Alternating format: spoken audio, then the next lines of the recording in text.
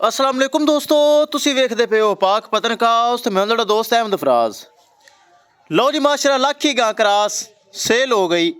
मेरा भाई बहुत प्यारा भाई इमरान बाजवा साहब उकाड़ा तो लैके जा रहे हैं। अल्लाह ताला मालकां दे नसीब करे। बड़ियां कल्लां आईयां इस क्रास गां दियां लाखी दियां। ए चेक करो जा रही किसे मेरे भरा वीर नूं अच्छी नस्ल दी गाय, मयारी गाय, नस्ली गाय चाहिदी होवे ए पाक पतनकाउस मिलेगी। इनू फॉलो कर लो ताकि साड़ी हर लेटेस्ट आने वाली वीडियो मेरे भरा वीर वेख सकन। इमरान बाजवा साहब ज़िला उकाड़ा उन्हें परचेज कर ली। अल्लाह ताला इमरान भाई दी नसीब करे।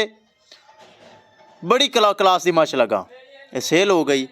बरामद दसदा जावां लोकेशन अड्डा बुंगा आयात तहसीलो ज़िला पाक पतन शरीफ। मोबाइल नंबर है साडा 0387 54 743। व्हाट्सएप नंबर भी यही है जी तो लोकल नंबर भी यही है। सेल हो गई 3.5 लाख रुपए दे विच इमरान बाजवा साहब ने खरीद ली। अल्लाह ताला मालकां दे नसीब करे। बहुत अच्छी चीज़ है। ए चेक करो गड्डी नंबर एक एक चीज़ विखावांगे और एक एक चीज़ क्लीयर करके लोड करांगे ताकि मेरे भरा वीरां पता चलिया जानवर लगा सी तो सेल हो गई है। चेक करो माशाल्लाह लाखी क्रास गां पिछे वच्ची प्योर जर्सी विखाइए गड्डी नंबर तो एक एक चीज़ करिए क्लीयर।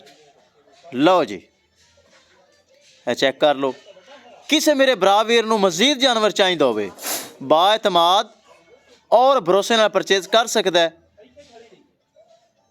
पाक पतनकाउस चैनल ते अच्छे अच्छे जानवर और मयारी जानवर मौजूद होंदे हैं। लो जी इंशाल्लाह दोस्तों मिलांगे एक नई वीडियो दे नाल।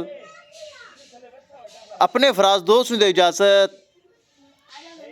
अल्लाह निगहबान।